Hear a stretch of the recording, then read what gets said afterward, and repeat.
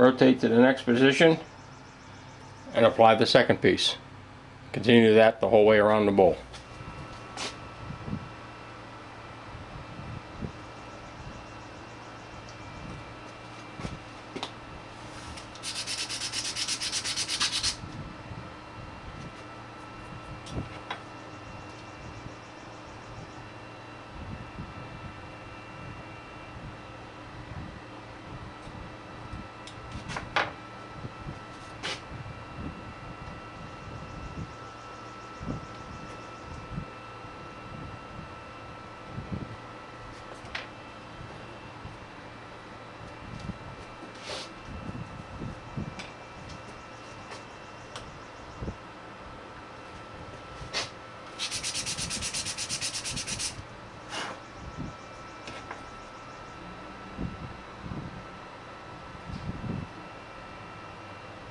Takes me approximately half an hour to put 48 pieces on here after the pieces are cut. Sometimes a little longer if I have a problem.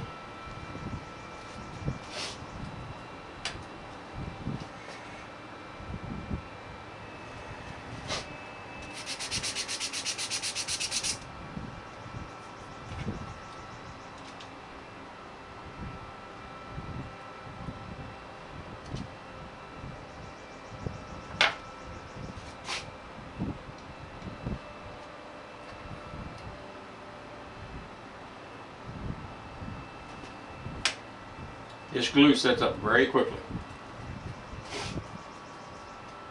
I probably couldn't get this piece off. I made 2 top rings for the bowl. Actually, I made 1 thick ring and cut it in half on the bandsaw. I sanded it on the drum sander. Now I'm debating on putting red veneer in between the 2. But first I'm going to take the gum bands off, and I'm going to make like two pieces hot melt glued to the bottom, one from the top down through, so that once I have the alignment set, I can put it together without thinking or with playing with it. So I'm going to do that.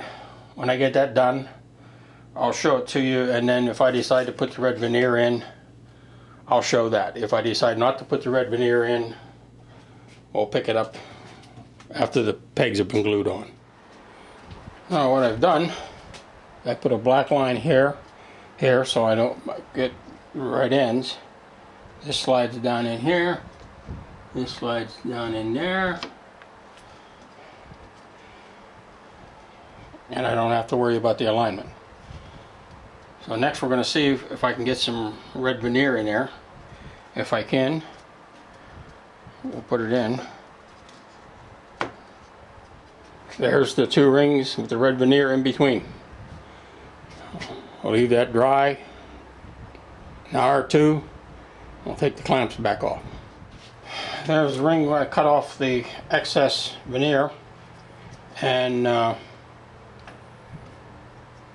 next we're going to run this through the drum sander, smooth up both sides, maybe knock off these red and black alignment hickeys I had on there, and we'll glue this up, and we'll glue the bowl fast.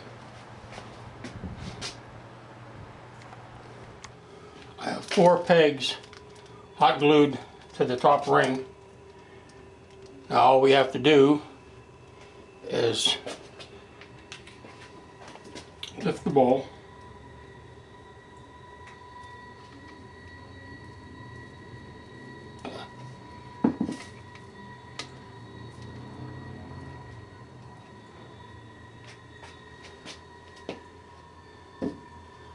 apply glue, and put the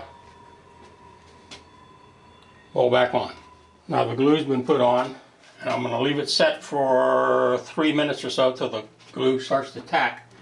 Then we have to pull these 4 little pins out of here because there's glue all over them, and if we leave them dry, there'll be no way to get them back out of there.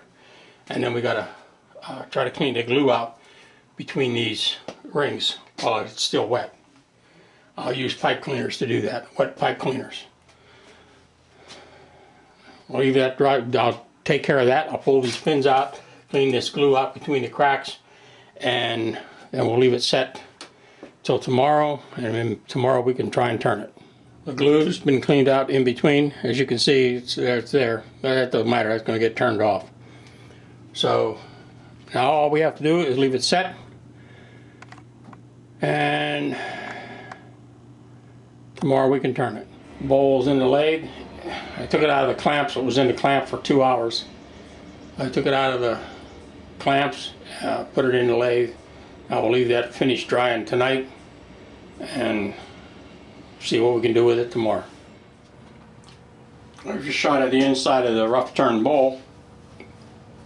All that's left to do now is to sand it, put sanding sealer on it, and a finish. I'll give you a shot of the outside of the bowl now. There's a shot of the outside of the bowl. I'll trim this down a little bit more and sand it and put a finish on it.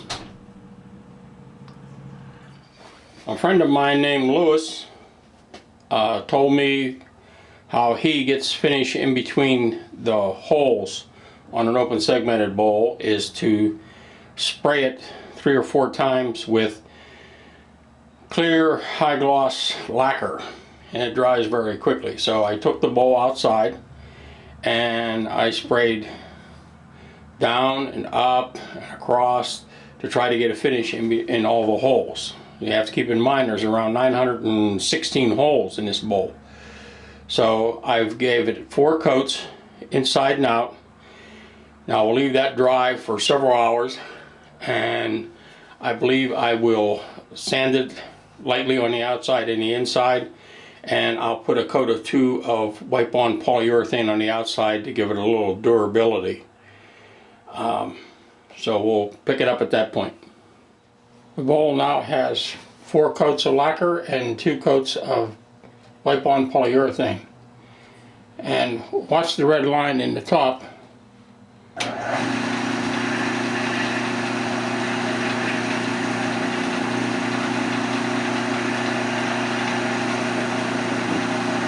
As you can see, it runs very true. That's because I sand each row as we build the bowl up to make sure it's square the whole way up. So we'll let that finish drying until tomorrow. Tomorrow we'll cut the base off and turn it around and finish the bottom. I've trimmed the base down with the parting tool down to about 3/4 of an inch. Next I'll cut it off with the handsaw. We'll mount it in the cold jaws. The bottom has been turned, signed, and that is the first coat of sanding sealer.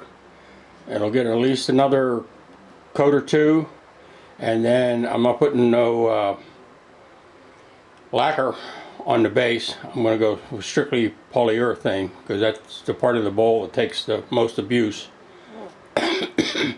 When I have that all finished, I'll show you the bowl.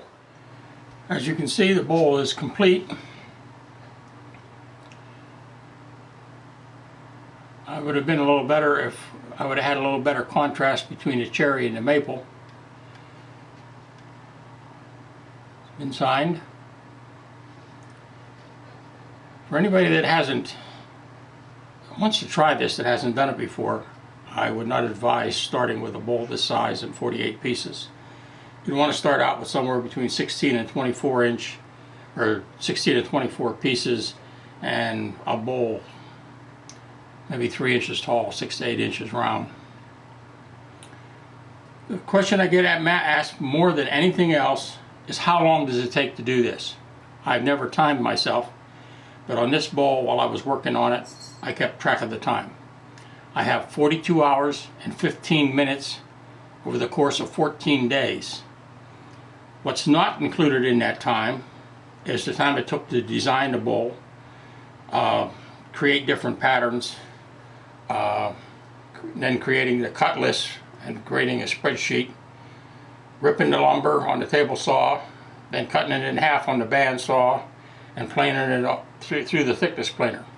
Any of that time is not included in that time. So I hope you enjoyed the video, and Once again, thank you for watching.